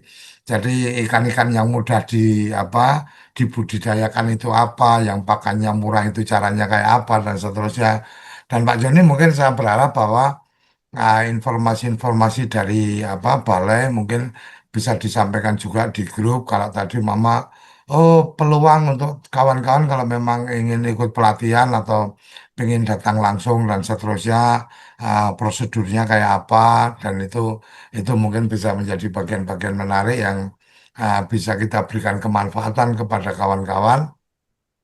Laris adalah ladang rezeki. Ladang rezeki itu hanya bisa terbangun manakala kita memperluas silaturahmi. Nah, ketika kita sudah memperluas silaturahmi, maka yang harus kita lakukan adalah berbagi informasi. Nah, berbagi informasi ya sesuaikanlah apa ruangan masing-masing. Jadi ibarat kata kalau rumah itu ada ruang tamu, ada ruang makan, ada ruang tidur, ya jangan makan di ruang tidur, jangan kemudian kemudian beraktivitas yang lain di di ruang makan dan seterusnya. Jadi kira-kira itu yang kita sangat harapkan. Ah, ini adalah bagian-bagian yang coba kita bangun untuk kemudian ah, kita bisa lebih lanjut berkomunikasi, berkolaborasi dan seterusnya. Ini ada bisa dibuatkan grup ikan hias sudah ada. Tadi saya sudah share di bagian atas nanti kita share ulang lagi. Jadi kita sudah ada share ini saya share lagi ya sebelum saya akhiri. Silakan teman-teman bergabung di grup dan nanti kita bisa diskusi di sana. Pak Joni, closing statement. Jadi yang tadi Pak Joni sampaikan mungkin menjawab pertanyaan yang saya sampaikan.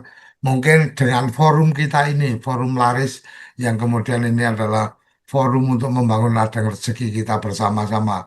Bagaimana harapan-harapan atau mungkin menyampaikan tentang harapan-harapan dari apa pengembangan budidaya ikan hias di Indonesia. Monggo silakan Pak Joni closing statement. Baik, terima kasih Mas Suryo. Tadi closing statement saya sama dengan Mas Suryo. Ladang rezeki ini hanya bisa dibangun secara bersama-sama. Saya berharap dalam grup Laris ini terbentuk kebersamaan yang benar-benar bisa mewujudkan ekosistem tadi yang disampaikan oleh Mas Suryo.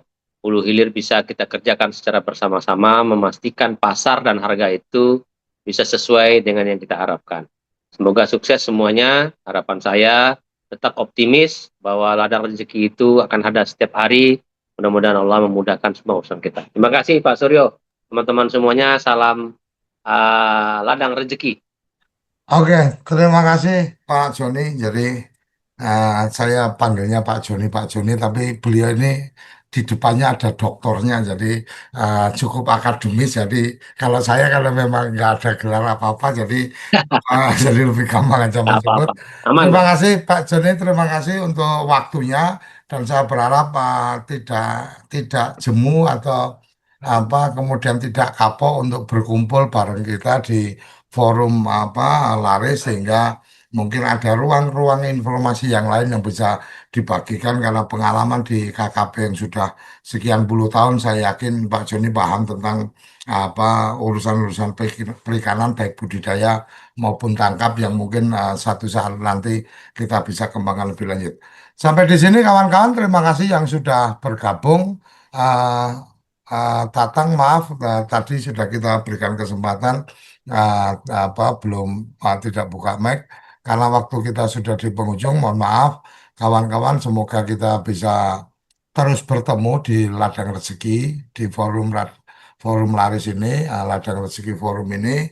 Kita akan hadir setiap hari Sabtu pukul 10 sampai pukul 11.30 dengan topik-topik yang kita usahakan menarik, dengan topik-topik yang kemudian membuka ruang peluang bisnis untuk kita bersama. Sampai di sini, salam bahagia, salam sehat, salam untuk keluarga, salam untuk orang-orang yang Anda cintai. Kita akan bertemu di forum Laris berikutnya. Salam desaisme. Terima kasih.